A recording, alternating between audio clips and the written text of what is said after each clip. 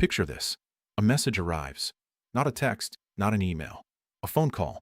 The screen lights up, the name appears, and something shifts. The stomach tightens slightly. There is a pause before answering, sometimes a long one. Sometimes the call goes unanswered entirely, followed by a text that says, "Sorry, I missed this. Everything okay?" The person on the other end is not a stranger. It might be a close friend, a family member, a colleague. It doesn't matter. For millions of people around the world, the act of talking on the phone produces a distinct and uncomfortable feeling that is difficult to explain to those who don't experience it. This is not shyness. This is not rudeness. This is a deeply rooted psychological response that reveals something profound about how certain minds process social interaction, control, and uncertainty.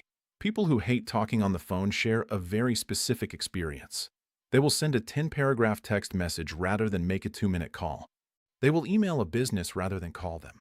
They will rehearse what they need to say before dialing, sometimes for several minutes. They will feel a wave of relief when a call goes to voicemail.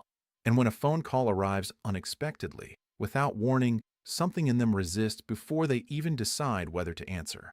To people who don't share this experience, the reaction seems excessive. It's just a phone call, they say. But for the people who live it, the discomfort is entirely real and entirely rational once you understand what is actually happening beneath the surface. Psychologists who study social anxiety and communication have identified several overlapping mechanisms behind phone aversion. The first and most significant is the absence of visual information. Human beings are wired to read faces. When we speak to someone in person, we process dozens of microsignals simultaneously: eye contact, facial expression, body posture, hand movements. These signals tell us whether the other person is engaged, confused, annoyed, or amused. They give us constant feedback that allows us to adjust our words and tone in real time. On the phone, all of that disappears. There is only voice. And for a brain accustomed to reading the full picture, voice alone creates a persistent low-level uncertainty that the nervous system registers as stress. The second mechanism is lack of control over timing. A phone call is an interruption by nature. It arrives without warning and demands an immediate response.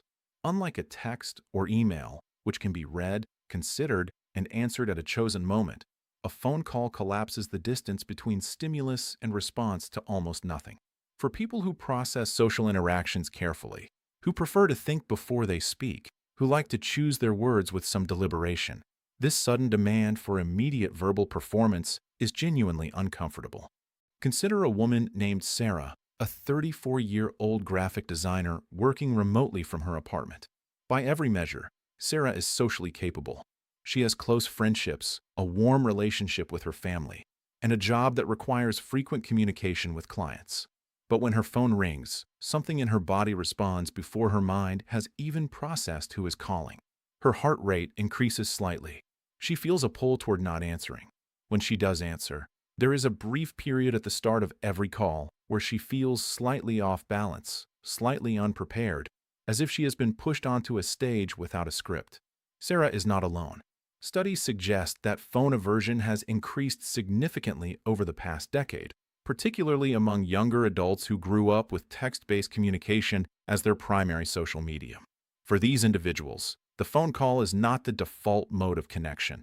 It is an exception, and exceptions require effort. But phone aversion is not simply a generational preference. It exists across age groups, and its roots go deeper than communication habits. Research in personality psychology consistently shows that people who score high in introversion and high in conscientiousness, those who think carefully before speaking and who place significant value on doing things correctly, are more likely to experience discomfort with phone calls. For these individuals, the uncontrolled, uneditable nature of spoken conversation in real time creates a performance pressure that written communication simply does not. There is also a social perfectionism element. Many people who hate phone calls report a specific fear of saying the wrong thing, of stumbling over words, of not sounding competent or articulate. Unlike a text message, a spoken sentence cannot be deleted before it is sent. The phone call is a live performance with no second draft. For minds that hold themselves to high communicative standards, this is genuinely stressful in a way that is very difficult to simply reason away.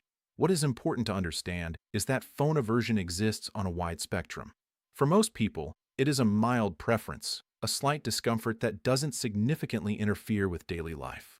For others, it sits closer to what psychologists recognize as telephone anxiety, a specific form of social anxiety that can cause genuine distress and avoidance. At the far end of the spectrum, it overlaps with broader social anxiety disorder. But the majority of people who dislike phone calls are not experiencing a clinical condition. They are experiencing a very human response to a communication format that asks a great deal from certain kinds of minds. It is worth noting that the rise of digital communication has not created this response. It has simply made it more visible. Before texting and email, people with phone aversion had fewer alternatives. Now they have many. And the existence of those alternatives has allowed a previously invisible preference to surface and be named. In the end, the person who lets a call go to voicemail and immediately sends a text is not being avoidant or antisocial. They are communicating in the format where they feel most capable of saying what they actually mean. They are choosing precision over spontaneity, thoughtfulness over immediacy. They are not afraid of connection. They are simply more comfortable with connection on their own terms. Perhaps the more interesting question is not why some people hate phone calls, but why we ever assume that one single mode of communication should feel comfortable for every kind of mind.